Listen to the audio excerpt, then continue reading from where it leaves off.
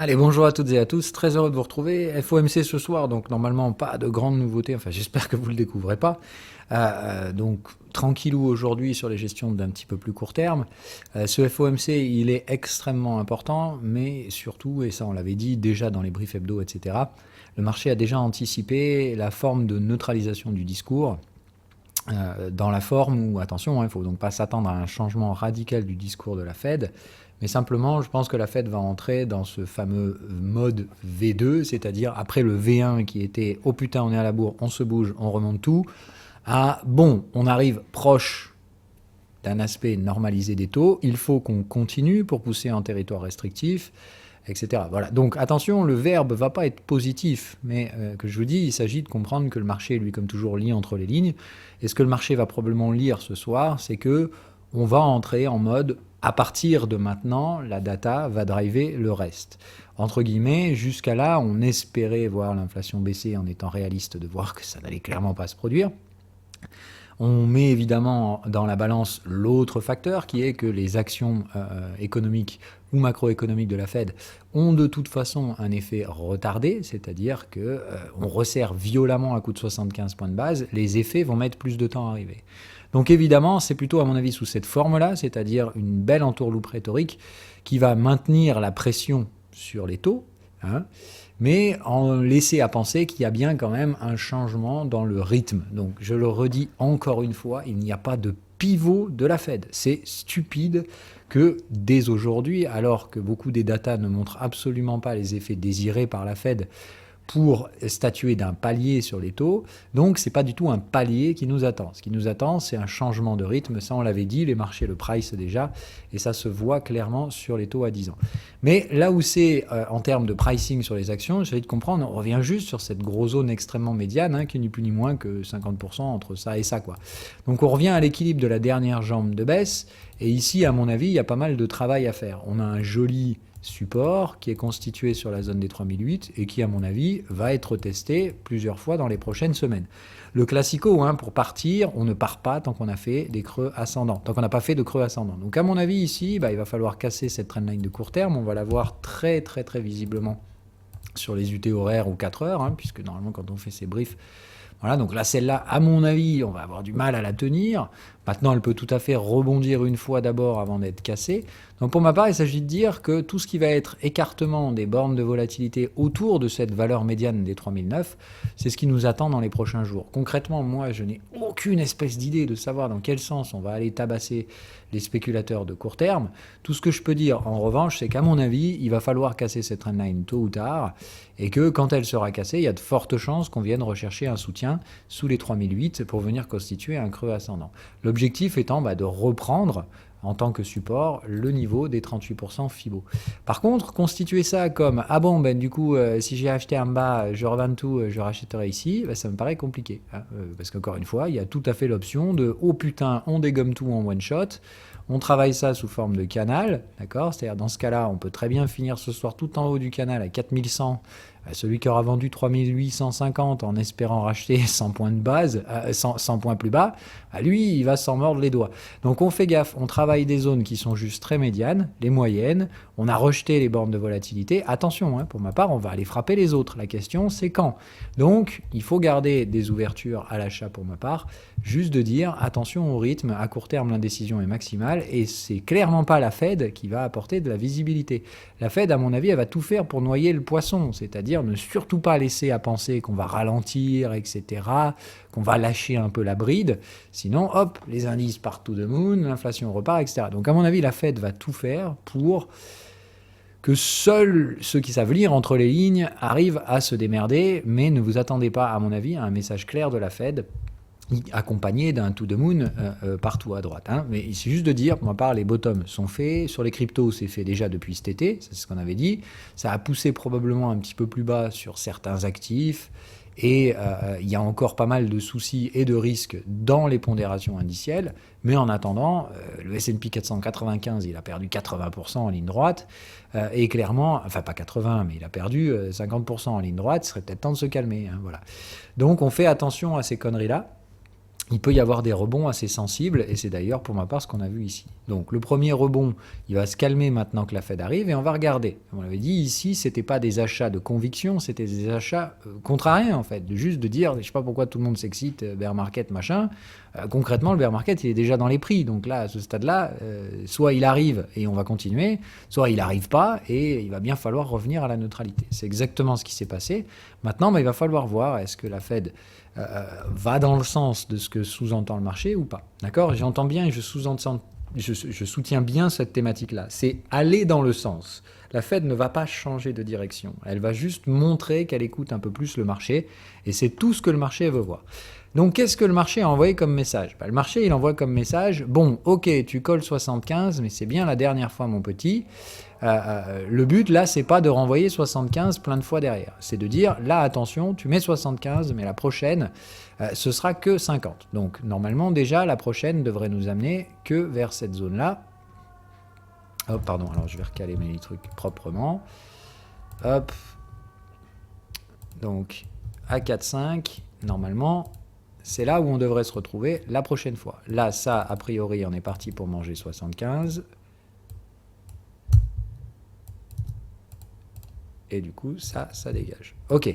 Donc, normalement, on mange 75. Normalement, c'est la dernière fois. Mais ça ne veut pas dire pivot, ni etc. Ça veut juste dire, là, ouf, le 10 ans, il va falloir qu'il réagisse vite. C'est-à-dire, il faut constituer un support, puis il faut commencer à repartir. Parce qu'il y a quand même du chemin à faire d'ici là. Bon, donc, voilà pour la rhétorique. Ici, pour ma part, l'idée, c'est donc de dire, si je prends le point bas précédent, que je le mets sur le même cycle. Donc pour moi, les 75 points de base, le marché a déjà dit terminé Coco, tu nous remettras clairement pas la même chose la prochaine fois, c'est pas possible. Mais le but, c'est de maintenir la direction jusqu'au 50. C'est-à-dire, il faudrait essayer de maintenir ce taux à 10 ans ici. Tant que pour ma part, on ne sort pas de cette thématique-là, je vois pas de raison d'être excessivement ni haussier ni baissier. Alors je vais essayer, hop, juste d'étirer cette ligne pour qu'on ait un peu plus de marge de manœuvre. Mais voilà, entre guillemets, le rythme qu'il faut essayer de maintenir ici. Donc c'est de dire, on va démarrer l'échéance mensuelle avant le prochain FOMC, le 14 décembre si ma mémoire est bonne. Il ne va pas falloir non plus trop traîner. Donc on se retient bien que tant que cette ligne-là tient, normalement, il n'y a pas de changement de direction quant au risque de l'explosion de l'économie américaine, etc. On surveille toujours d'un autre côté les junk bonds, comme ce qu'on avait dit dans le brief hebdo, etc., etc. Le dollar, il y a encore de la marge pour travailler sans que ce soit ni excessivement haussier ni baissier, hein, comme on l'a dit. Donc le dollar, surtout via l'euro-dollar, à mon avis, on va garder une direction légèrement haussière sans que pour autant ce soit non plus l'euphorie, quoi, hein. Donc on fait attention, mais j'aurais plutôt tendance à dire qu'on va évoluer au sein de ce canal-là relativement longtemps. Hein, l'objectif pour moi étant de revenir chercher des zones de vente, ou en tout cas des zones où c'est vendable sur l'euro-dollar, plutôt donc on va dire début décembre. En attendant ici, que je vous dis, je me fiche de savoir dans quel ordre ça va se produire et comment on va essayer de remuer les cons pour les faire trader, mais juste de dire, attendez, à mon avis, il y a des retracements à venir sur le dollar, plus ou moins faciles à diriger. Et donc, comme on l'a dit, à court terme, le S&P 500, ça va être très compliqué. Je pense que certaines actions ont tout le loisir de performer, d'un éventuel signal de ralentissement sur les rythmes de hausse de taux, mais pas nécessairement ceux dont on pense tous. C'est-à-dire, allez, oups, c'est parti, on reprend les mêmes et on recommence, les techs s'envolent, etc., etc. Pour moi, le message est relativement clair, parce qu'en réalité, c'est en regardant les différents indices, et principalement celui-ci, le Russell, voilà, qu'on voit bien ici, pour le coup, que la structure me paraît beaucoup plus baissière, dans le sens où on avait vraiment détruit le Russell dans la phase de baisse, un Russell qui, lui, a mangé quand même 35% de repli, donc on est sur du costaud. Le Russell, lui, a tenu son double bottom, ce qui n'était pas le cas, on l'a vu, du S&P 500, parce qu'à ce moment-là, justement, les grosses boîtes commençaient enfin à se faire démonter dans le S&P 5. Mais il y en a une qui est toujours pas tombée, c'est Apple. Alors évidemment, les chiffres d'Apple n'étaient pas mauvais, mais ils n'étaient pas bons, hein, il ne faut pas se mentir. C'est pas bon sur Apple, les rythmes de croissance se ralentissent dans tous les sens. Donc il ne s'agit pas encore d'anticiper l'effondrement, mais de comprendre que Apple, retour aux ATH, plus explosion, etc., ça paraît compliqué, les résultats ne sont pas sexy. La guidance est pas ouf non plus, et à la moindre merde qui débarquera, type par exemple Foxconn qui vient d'arriver, qui est le principal supplier d'Apple, bon voilà, on voit bien qu'à la moindre petite nouvelle, Apple, ça recrache vite les gains, puisque tout simplement il y a plus de carburant dans la machine. Machine qui, par contre, a décollé to the moon, direction la stratosphère. Donc, on va voir, attention, il ne faut surtout pas que la gravité ramène le bébé sur Terre, sinon ça va faire mal. Pour l'instant, on est en phase de lévitation sur Apple, en attente de savoir ce qui se passe. Mais donc voilà, c'est ici le principal point chaud, c'est de dire, c'est plutôt la microéconomie, le Russell 2000, c'est-à-dire les petites boîtes américaines, celles qui ont pris mais plein dans la gueule. Elles ont vraiment mangé, dans le sens où si on prend ici top to bottom, le Russell, il a même glissé dans la partie basse du range. C'est-à-dire qu'il est vraiment, on a réussi à retracer plus de 50%. Ça, on ne le voyait absolument pas, par exemple, sur des indices large spectre, comme le S&P 500. Côté S&P 500, on est encore très loin d'atteindre 50% de retracement. On n'est pas loin quand même, on est arrivé peut-être pas trop loin. Oui, c'est vrai, puisqu'on a touché marginalement le Fibo 50. Donc là où on est venu faire une petite touchette en excès sur le Fibo 50, côté S&P, on a constitué un double bottom sur le Russell. Donc attention, pour moi, la clé de compréhension de ce qui va se passer par rapport à ce que va faire la Fed, principalement sur sa rythme de rehaussement de taux, c'est de regarder plutôt le Russell, arbitrer face aux grosses caps, de voir si on a donc un rebond généralisé, tout le monde en profite, ou au contraire un rebond plus sectorisé, la microéconomie qui respire enfin, après s'être bien fait démonter, un petit peu plus en tout cas que le reste. Et les grosses tech américaines, ça reste toujours la grosse problématique du Nasdaq, lequel on va prendre, peu importe, hop, voilà, où là pour ma part, attention, côté Nasdaq, le rebond n'a même pas encore commencé, c'est de dire ici, vous voyez que les autres sont déjà revenus sur des zones beaucoup plus médianes, on voit bien que côté Nasdaq, côté tech, etc., c'est pas la folie. Là pareil, on a retracé les 50% et ici, on n'a pas le double bottom. Donc, pour ma part, il s'agit de comprendre, le S&P, c'est la médiane entre le Nasdaq et le Russell. Il a fait cette pseudo-fausse cassure, mais il a vite rebondi pour remettre ça en compte. Le Russell a bien rebondi, lui également, depuis. Problème, les techs, elles, ne marchent toujours pas dans le schéma. Donc, pour moi, c'est ça qu'il faut regarder. Russell et Nasdaq, et se dépareiller un petit peu de juste regarder le S&P 500. Le S&P est sur une zone neutre, et ce qui m'intéresse, ça va être de voir, puisque j'en sous-entends qu'il va probablement rester par là, notre S&P 500, comment vont se jouer les dynamiques de force? Est-ce que ça va être, dans ce cas-là, une reprise baissière des technos avec une poursuite du mouvement haussier ou du mouvement consolidant des mouvements baissiers qu'on a sur le Russell, ou est-ce que c'est l'inverse? C'est-à-dire, dans ce cas-là, le Russell ne parvient plus vraiment à monter, voire retrace, et les techs, elles, prennent le relais. Est-ce qu'on a une vraie normalisation? C'est-à-dire tout le monde revient un peu sur des valeurs neutres, ou est-ce qu'on a au contraire une accentuation des différences entre différents indices? C'est tout ce qui m'intéresse personnellement ce soir, en même temps que le taux à 10 ans et sa réaction préliminaire après et principalement pendant la conférence de presse. Tout le reste, perso, je m'en tamponne complet. Le VIX est sur des zones où, à mon avis, on va rester, d'accord? On est pile poil dans la médiane du gros bordel, donc je ne m'attends pas à ce que la volatilité se calme, je ne m'attends pas à ce qu'elle explose, je m'attends à ce qu'elle reste par là.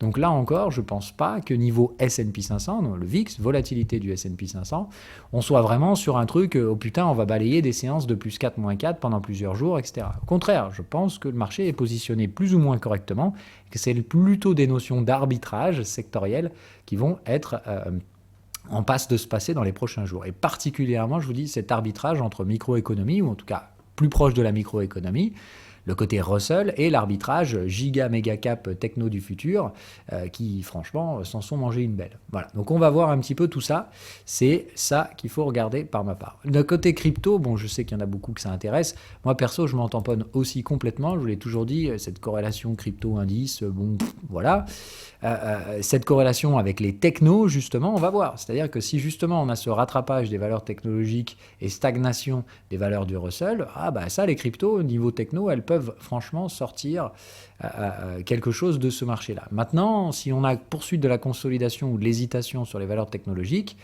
voilà, est-ce que ça bloque littéralement les cryptos ou pas? Comme on l'a dit, pour ma part, les cryptos, elles n'ont pas attendu non plus le FOMC, elles ont rebondi, en tout cas pour la plupart des bonnes, d'ores et déjà, elles n'ont pas réussi à franchir les résistances, tout comme n'ont pas réussi les indices américains, et on est paumé au même endroit, c'est-à-dire au milieu du bordel. Donc je m'attends franchement à ce qu'il n'y ait pas beaucoup de volatilité sur les cryptos non plus. Je les vois ni haussières, ni baissières, ni to the moon, ni to the cave, je les vois juste Peut-être que ceux qui s'imaginaient « Ah bah il se passe rien depuis des mois, donc on a pump, donc dans 3 jours on est à 2005 », voilà, c'est pareil compliqué. Ça va mettre du temps et surtout, n'oubliez pas que les brokers capitalisent sur ce temps et pour ma part, ils n'ont aucune raison ici de partir en mode panique à bord. Pour moi, il y a eu des signaux de panique dans cette zone-là, puisqu'on l'a dit, les supplies sont inexistants dans les exchanges pour les gros tokens type Bitcoin, Ethereum, etc. Donc, ça aurait pu merder, mais ça n'a pas été le cas. Donc, si ça merde pas, c'est qu'il y a toujours du supply, que la demande reste modérée, et que dans ce cas-là, on est toujours sur les mêmes arbitrages des brokers qui font circuler la mayonnaise, et tout le monde regarde, il va de sa petite analyse de on a cassé une trendline, ou etc. Mais, je vous le redis, casser les trendlines dans les ranges, c'est généralement sur les zones médianes qu'on casse des trucs. Donc, je ne veux pas vous la refaire, mais pour moi, la zone médiane, c'est celle-là. Donc, ce genre de trendline, mis à part faire parler les gogoles, j'ai pas l'impression qu'on ait cassé grave chose. Donc, on reste bien gentil. Pour ma part, la direction est toujours très largement la même, c'est-à-dire retourner vers ces moyennes, les zones 2005, etc. Maintenant, ça peut très bien ne se faire qu'en février l'année prochaine. Et en attendant, vous voyez, si vous voulez, on peut très bien se faire un petit hop là, tiens, je te navigue encore un petit coup, je te fais un petit triangle, et hop, on y va. Vous voyez, moi, ça, j'ai aucune contre-indication par rapport à ça. En soi, c'est de dire, on peut très bien la jouer gentille, on se la fait comme ça, ok. Dans ce cas-là, un petit repli, puis on rebondit. J'en sais rien, en fait. C'est juste, dans des ranges, il ne faut pas essayer de dicter le timing. Celui qui impose le timing, c'est le broker. Et il a beaucoup plus d'informations que vous n'en aurez jamais. Lui, il connaît les ordres des clients, il a accès à tout un book, OTC, plus il peut aller se servir chez les différents fournisseurs de liquidités, comme Nexo ou des trucs comme ça. Donc, lui, il a tout un tas de mécanismes à sa portée que vous n'avez pas. Vous, c'est binaire, vous achetez ou vous vendez. Ou pire, vous vous mettez sur les produits dérivés, c'est-à-dire vous achetez et vous vendez avec des contraintes temporelles. Enfin, c'est la plus grosse des conneries pour ma part. Donc, on reste vraiment tranquille, ok, on se calme un peu sur la spéculation. Bon, moi, vous le savez, j'ai payé en margin sur cette zone-là, donc normalement, vous comprenez le message. Qu'est-ce que j'ai donc fait ces derniers jours ? Récupérer les profits, voilà. Sur la partie margin, je finance mes marges le plus possible, voilà. J'ai toujours des positions en marge, mais pour le coup, ici, elles sont réduites. Voilà, pour moi, le premier mouvement est fait, la Fed va arriver, je ne pense pas qu'elle va apporter une visibilité outre mesure, donc pour ma part, je me dis juste... On va rester dans ce statu quo de attention les data, etc. Donc attention au prochain PCE et Teti Quanti. Si on regarde les facteurs plus macro, moi je vous l'ai dit, il y a des choses que je veux voir pour pouvoir statuer du fait qu'un bull market se reconstruit. Je veux voir ça baisser, c'est-à-dire je veux voir enfin tout ce cash là qui va toutes les nuits à la Fed arrêter d'arriver, et c'est toujours pas le cas. Donc ici, attention, moi je suis toujours pas en mode bull market, je suis en mode attention les bears, vous faisiez n'importe quoi sur les supports, donc oui, je me suis mis contrepartie des bears, et pour l'instant c'était un franc succès, mais c'est pas non plus, allez c'est parti, bull market, on sort les couilles à l'air. D'un point de vue Fed, on l'a vu ici, c'est pareil. Tout le monde était resté très fermement exposé sur le 75 points de base, même si moi j'émettais le fait que quand même on risquait de manger 50. Bon, bah au final là-dessus je me suis quand même bien planté. On va probablement manger 75 et 50 la fois suivante. Donc à ce stade-là, le marché semble clairement le pricer aussi, puisque là, si on regarde les probabilités, c'est quand même assez facilement tranché pour dire ah ben non, tiens d'ailleurs maintenant voilà, le marché hésite entre 75 et 50 sur le prochain FOMC. On est à 44 contre 50. Donc c'est ça qu'il va falloir voir ce soir comme changement radical. C'était pas ça hier, c'est assez marrant. Au niveau des taux, là où c'est vraiment, il faut faire attention, on a dit en regardant en rythme trimestriel, semestriel et annuel. L'annuel, c'est pas bon. Le semestriel, ça bouge pas vraiment. On est de retour à ce qu'on avait avant, toujours sous les sommets à 2-3. Donc pour l'instant, c'est pas trop mal. Mais surtout, la partie plus court terme ici, elle se dégrade un petit peu. Donc c'est plutôt bon signe. C'est de dire ici, on vient chatoyer le support à 1% de rythme de croissance. Le but, ce serait d'essayer de voir si le moins puissant, on peut repasser dessous. Ça, ce serait vraiment bien. Il faudrait que celui-là baisse aussi. Et dans ce cas-là, celui-là baisserait probablement très fort. Donc là, attention, on a une dynamique où ici, il va vraiment falloir le mois prochain que ça soit bon. Sinon, ça va vraiment piquer. Parce que si on se redirige plus vers les 5,4 que vers les 4,7, là, c'est mauvais signe. Ça veut dire, encore une fois, que la Fed, elle ne va pas du tout adorer ce genre de conneries et qu'on va se remanger 75. Donc pour ma part, le gros catalyseur, ça va être le PCE. Et c'est pas pour tout de suite. Donc on se détend. Pour l'instant, je pense que la Fed va maintenir un vrai statu quo dans lequel on va voir surtout une chose, c'est qu'à l'intérieur de la Fed, ils ne sont pas tout à fait tous d'accord entre eux. Et il y a de quoi, puisqu'évidemment, il y a des arguments positifs et des arguments négatifs. et il va falloir pondérer tout ça. Donc il est logique qu'il n'y ait plus de consensus global au sein de la Fed, et ça, comme on l'a dit, mis à part apporter enfin un peu de nuance dans le discours, je ne vois pas ce que ça va faire. D'accord ? Jusque-là, on avait un discours très agressif. Je pense qu'on va retrouver de la nuance dans le discours. Cette nuance, elle n'est ni haussière ni baissière, elle est juste neutre. Et pour ma part, c'est tout ce que j'attends de la Fed ce soir. Voilà pour répondre aux questions que j'ai reçues ce matin. Allez, ciao ciao.